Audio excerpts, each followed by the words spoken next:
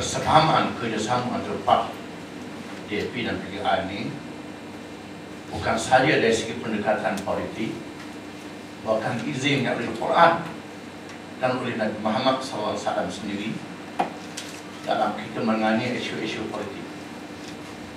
Walaupun kita berbeza ideologi, berbeza agama, berbeza pendekatan, tetapi di sana mungkin ada persamaan kemanusiaan. Dari segi keadilan, menentang kezaliman, menentang kemungkaran, menentang kejahatan. Walaupun kita berbeza agama, kerana yang sakit dikenakan tahanan ISC, tak ada beza antara orang PAS dengan orang DAP, dengan orang PKR, bukan orang UMNO dengan ISC pun sakit dia sama saja.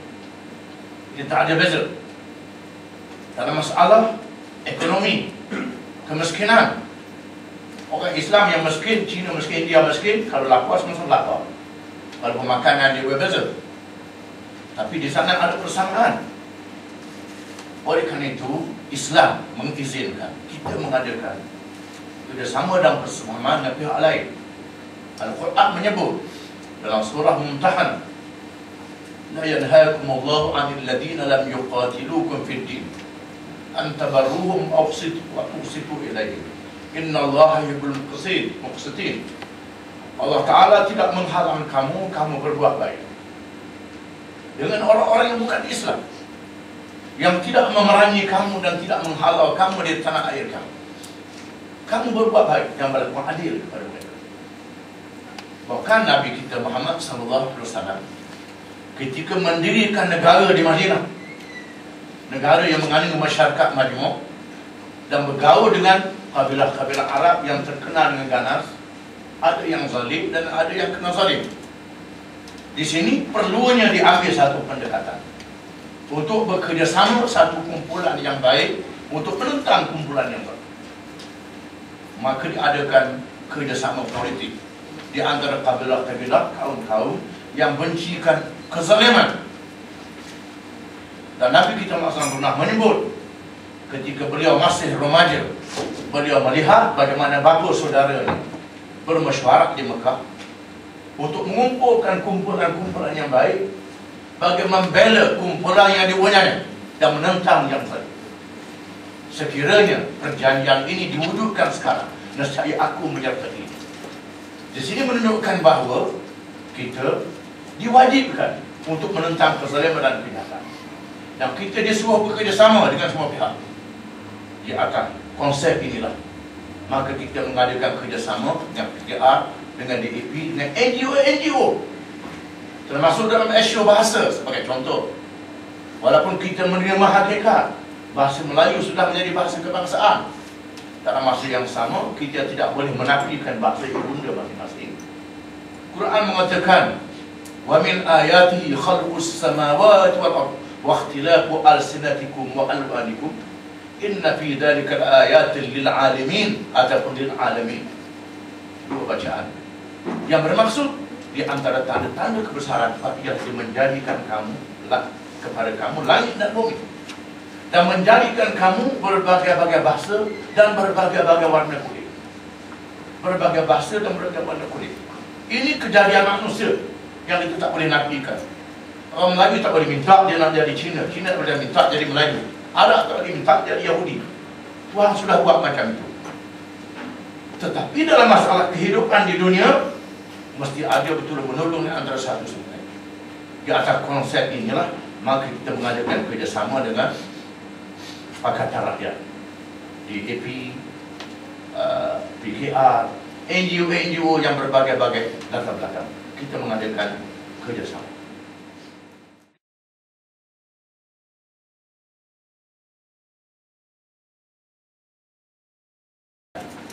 Pakaian daripada kain, kain daripada benang, benang berkapas, kapas ditanam, tanaman kapas mendapat cangkul sekurang-kurangnya, ataupun traktor. Cangkul traktor dah bersih, dia bersih. Adakah mungkin saudara nak selai baju, saudara seorang yang buat kerja sekarang? Saudara yang tanam kapas, saudara yang cair besi, saudara yang buat kilang, saudara juga yang tanam, buat baju, saudara seorang. Tak mungkin.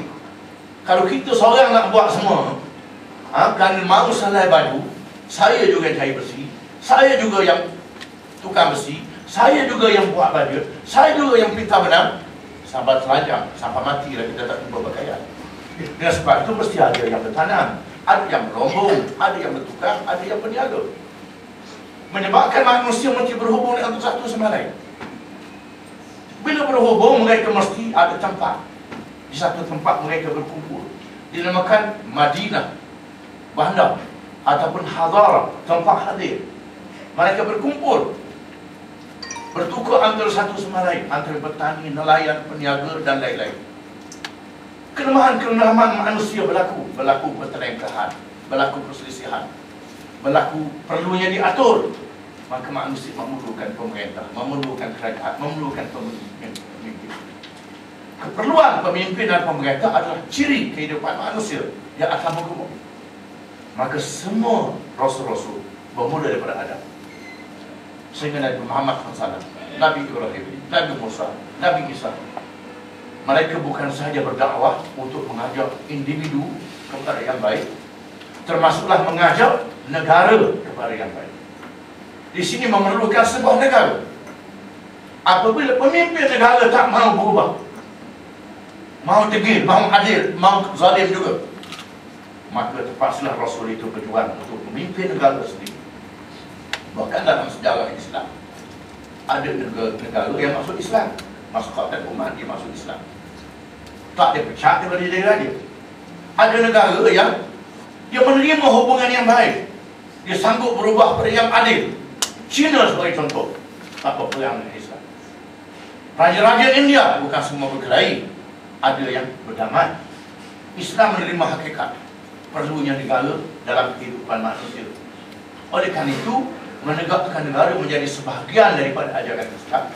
Dengan sebab itu, Quran ini ada ayat-ayat yang terkandung di dalamnya aspek-aspek kenegaraan.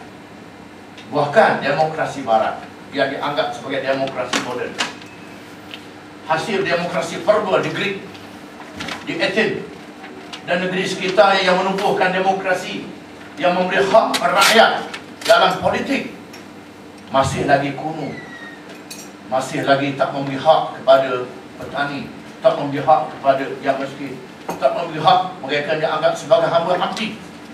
Ini demokrasi verbal.